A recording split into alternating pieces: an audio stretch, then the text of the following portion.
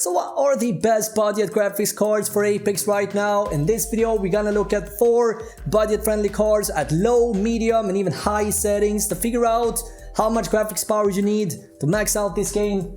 Coming up. Hey, how is it going guys? My name is Robin and I test PC hardware and gaming peripherals, and that's pretty much what you will find on this channel. And so if you're interested in that, consider subscribing and don't forget to tap the notification bell so that you don't miss out on future videos. Before we start, I'm just curious, but what graphics settings are you playing the game on? And yeah, what frame rate are you getting? Now, for more specific details of each card that I've tested here, check the description down below. So I've been testing 4 cards on a Ryzen 2400G clocked at 3.6 GHz. We got 8 GB of RAM running at 2666 MHz, and we got a Gigabyte AB350 and gaming motherboard. So as you can see, a cheap budget system, but yeah, quality components. I've linked everything up down below for you guys. So let's talk about the card for a moment. We got the Radeon Vega 11, which is the iGPU, the built-in graphics on the Ryzen 2400G processor.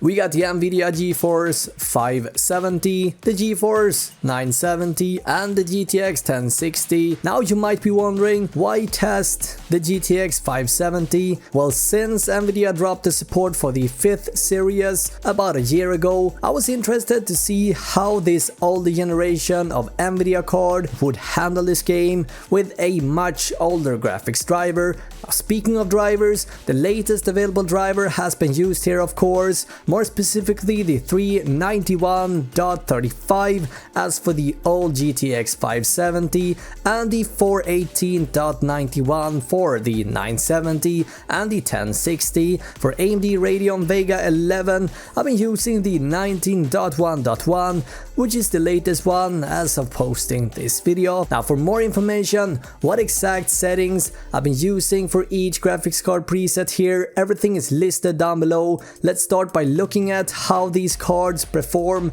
at low settings. So at low, you would think that even the GTX 570 would pass here, given the fairly low system requirements for the game. And although the Vega 11 was able to reach an average of 36 FPS, which was quite impressive to me, the 570 was a complete mess. It was impossible to play on this card, even with everything put to the lowest. That makes me believe that any card below the 5th generation from Nvidia might as well perform similar here and result in a similar experience. The lack of proper driver support from Nvidia might be the biggest problem here, but yeah, this card is starting to get pretty old as well, so there are a lot of reasons why this card is failing here. But regardless, since it's unplayable at even low settings already, I decided to ditch the 570 for the rest of the testing at medium settings with an average frame rate of 30 frames per second on the Vega 11. It's still kind of impressive. I would obviously recommend to aim towards low on the Ryzen 2400G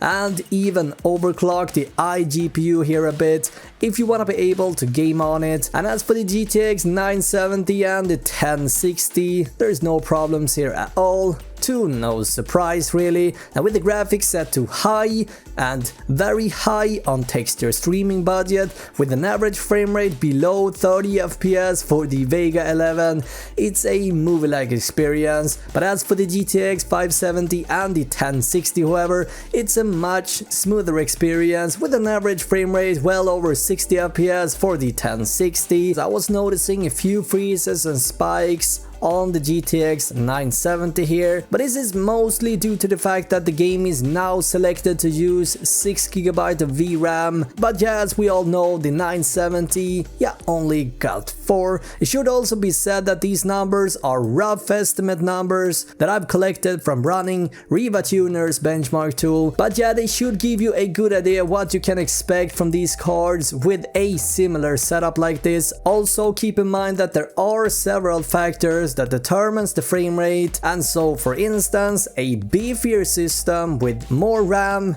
higher clocks, more CPU power and faster memory speeds would score even higher numbers here with these same graphics, but again, these numbers should give you an idea what you can expect here with these cards. And what we can say so far is that Apex benefits from a lot of video memory. 8GB is needed to be able to max out the game if you want to opt for the insane texture streaming settings to be able to reach above 60 FPS in 1080p while keeping the game pretty looking. A GTX 1060 6GB card or similar, such as the RX 580 or the RX 590 or a GTX 1070 is my recommendation here. The GTX 1060 6GB card is, however, a great budget alternative. That being said, 4GB of VRAM also seems to be a sweet spot to avoid a lot of objects loading in and spawning up in the world all the time. This is something that might not bother you as much, but it's something that I'm very concerned about. Again guys, for exact graphics settings for each preset here, everything is listed down below. Also, if you are on the green team here, I highly recommend downloading the latest Nvidia driver, as it seemed to increase the performance quite a lot from my experience. And yeah, that goes for AMD as well, although I did not see that much of a difference, at least not on the Vega 11. Now, I'm gonna be back with a brand new video in just a day or two guys. Until then, have an awesome day, right?